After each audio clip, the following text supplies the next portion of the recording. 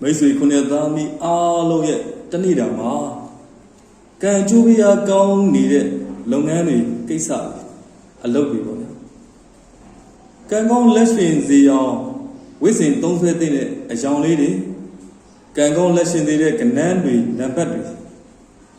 ကိုယ့်ရဲ့ရောင်းကုန်ပစ္စည်းတွေရောင်းအားတက်စေဖို့ပြုလုပ်တဲ့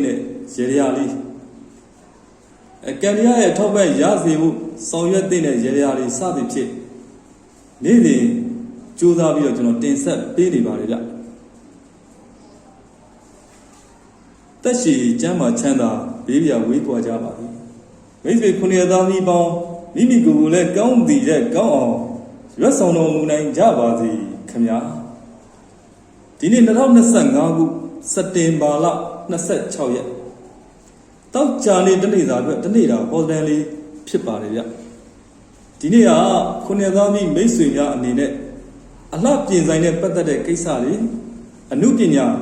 အလှပရေးရာကိစ္စတွေပဲပြောင်းပွဲရုံလက်ဖက်ရည်ဆိုင်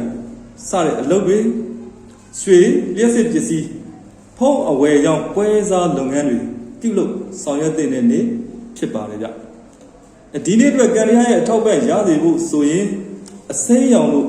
စင်စွယ်ရောင်လို့များများပါတဲ့အဝိစားသုံးဆောင်တွေကိုအားပြုဝစ်ဆင်ပြီးတော့သုံးဆွဲသင့်ပါတယ်ဒီနေ့တနေ့သာအတွက်ကံကောင်းလက်ရှင်စေတဲ့ကဏ္ဍတွေနံပါတ်တွေကတော့၄ကဏ္ဍ၅ကဏ္ဍလို့ဖြစ်ကြပါတယ်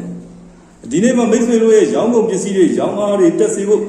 လုပ်ငန်းတွေတိုးတက်စေဖို့ဆိုရင်ကိုယ့်ရဲ့ရောင်းကုန်ပစ္စည်းတွေလုပ်ငန်းသုံးပစ္စည်းတွေကိုရေဘူးကုန်လေးတစ်ခုနဲ့အစင်ပြေရရေဘူးကုန်လေးတစ်ခုနဲ့ပေါ့ဗျာတို့ခောက်ရိုက်ပုတ်ပြီးတော့ဇူတောင်းပါ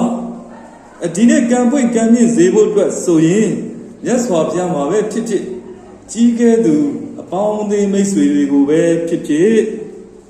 လက်ဖက်ထမင်းပေါင်မုတ်ယူတော့မလိုင်လုံးတမျိုးမျိုးလူရန်ဒါနပြုခြင်းအဖြစ်ကံရရဲ့အထောက်ပံ့တွေရရှိနိုင်ကြပါစေကိုယ်စိတ်နှပြချမ်းမာချမ်းသာစွာဖြစ်လေလိုရာဆန္ဒမှန်သမျှပြည့်ဝတော်မူနိုင်ကြပါစေခမညာ